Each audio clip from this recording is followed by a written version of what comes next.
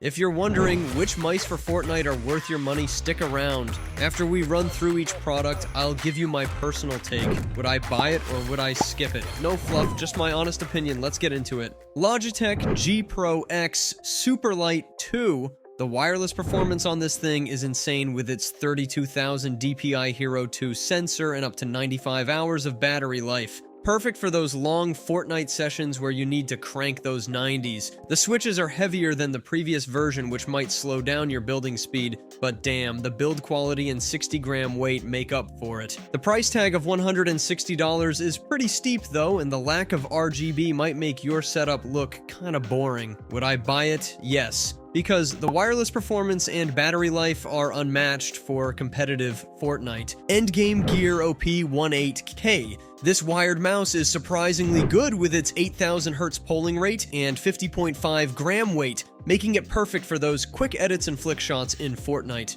The Kyle GX switches feel amazing and the PixArt 3395 sensor tracks perfectly, but the small size might be a problem if you've got bigger hands. The $75 price tag is actually pretty reasonable for what you're getting. Would I buy it? Maybe. The wired connection might be a deal breaker for some, but that polling rate is tempting. Lambo Thorn. This 52-gram wireless beast has amazing build quality, and the coating feels incredible. Your hand won't slip during those sweaty endgame situations. The optical switches are crisp and responsive, but the high back hump might not be for everyone, especially if you're doing lots of building. The $92 price tag sits right in the middle of the pack, and you can upgrade to 4,000 Hz polling with a separate dongle. Would I buy it? No, the ergonomic shape isn't ideal for the constant movement needed in Fortnite. Glorious Model 02 Pro 8K. This 59-gram wireless mouse can hit 8,000 Hz polling when wired and 4,000 Hz wireless, but let's be real, you probably won't notice the difference in Fortnite.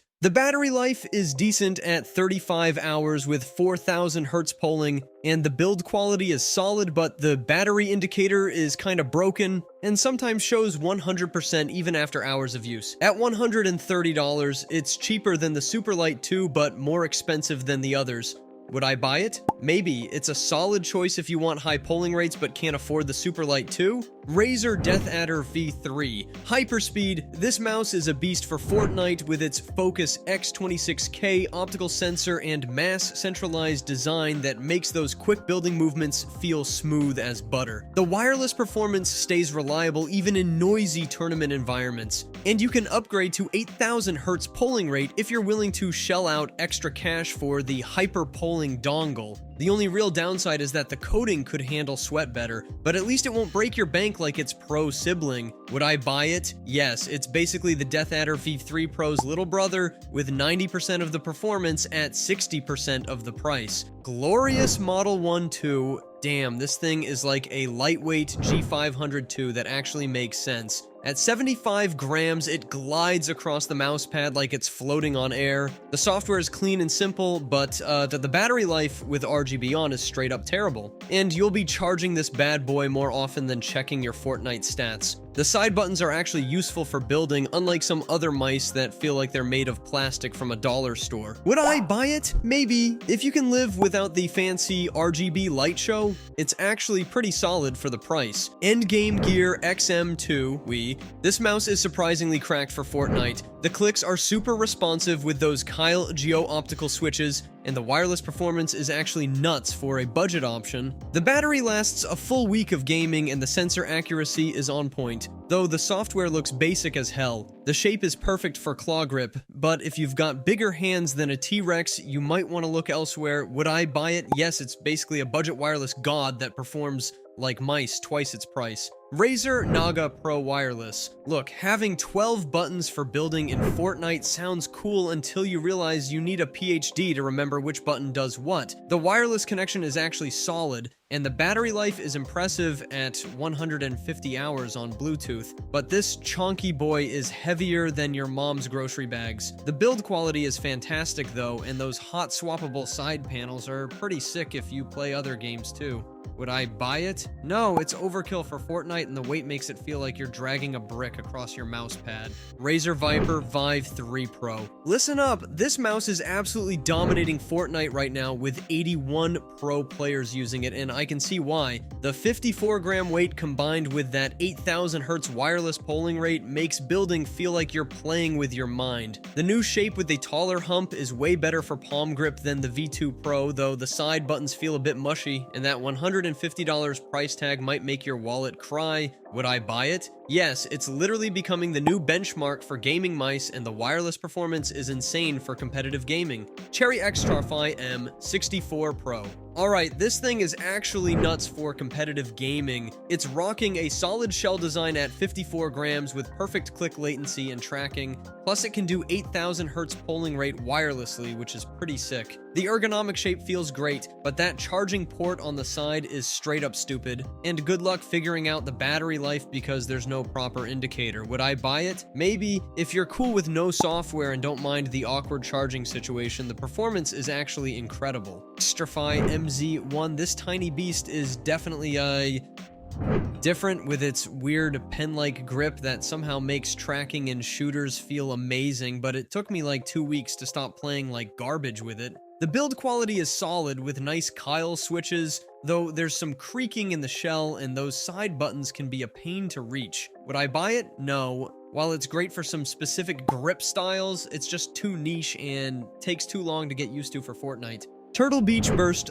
2 Air. This 47-gram featherweight actually surprised me. It's got solid optical switches, great tracking, and costs way less than the competition at $99. The build quality isn't quite up there with the Viper V3 Pro. There's some flex on the sides, and it maxes out at 1,000 Hz polling rate, but the battery life is pretty sweet at 40 hours on wireless. Would I buy it? Yes, it's a fantastic budget option that performs almost as well as the premium mice for competitive gaming. KRON M3 Mini, the 57-gram lightweight design makes it perfect for those quick Fortnite builds, and the PixArt Paw 3395 sensor with 26,000 DPI tracking is so precise it might actually make you look like you know what you're doing. The Huano Blue Shell Pink Dot switches feel great, but aren't as premium as the ones on its bigger brother, and while the battery life is impressive, the lack of RGB might make some of you cry yourself to sleep.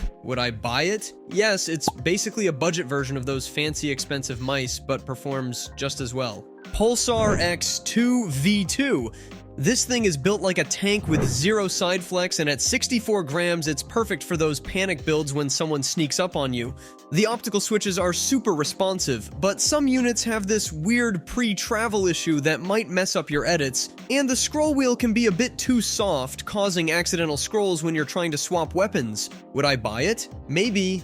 If you get a good unit without quality control issues, it's actually pretty damn good. Logitech G500 2X. This chunky boy might be lighter than its predecessor, but at 89 grams, it's still built like a brick house, though the new hybrid optical mechanical switches feel amazing for those quick edits. The software is about as user-friendly as an angry porcupine, but hey, at least you get a bunch of programmable buttons for all your building macros. Would I buy it? No, there are lighter options out there that won't make your arm feel like you've been lifting weights after a long gaming session. SteelSeries Airox 5 wireless. At 74 grams, this honeycomb beauty feels surprisingly solid, and the wireless connection is so good you'll forget it isn't wired. The side buttons are more confusing than Fortnite's building mechanics for a new player, and that USB-C receiver is more annoying than getting third-partied in the final circle. Would I buy it? Maybe. If you can get past the weird button layout and don't mind charging it daily, it's actually pretty decent for the price. SteelSeries Airox 3. Let's start with this Swiss cheese looking mouse that weighs just 57 grams. It's super light and actually water resistant, which is perfect for those sweaty Fortnite sessions where you're frantically building towers.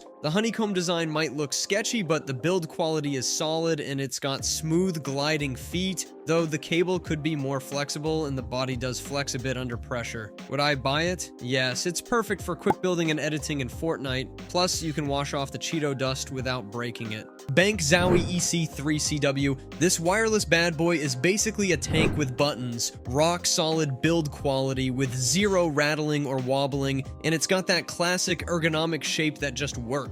At 76 grams, it's not the lightest mouse out there, and that scroll wheel sounds like a mechanical keyboard, but damn if it doesn't feel precise with its 3370 sensor. Would I buy it? Maybe if you've got the cash to burn and don't mind sounding like you're typing while scrolling through your inventory. BenQ U2 U2. This new kit on the block comes in at a crispy 60 grams and rocks some seriously good wireless performance with that fancy enhanced receiver dock that doubles as a charger. The coating is like a fingerprint magnet though, and it gets slippery when your hands start sweating, but at least you can wipe it clean between those intense build battles. Would I buy it? Yes, the charging dock is stupid convenient, and the lighter weight makes those 90s easier to crank out in Fortnite. Thanks for watching. I hope this video helped you pick the mice for Fortnite for you. If you have any questions, drop a comment below. Links to all of these products mentioned in this video will be in the description.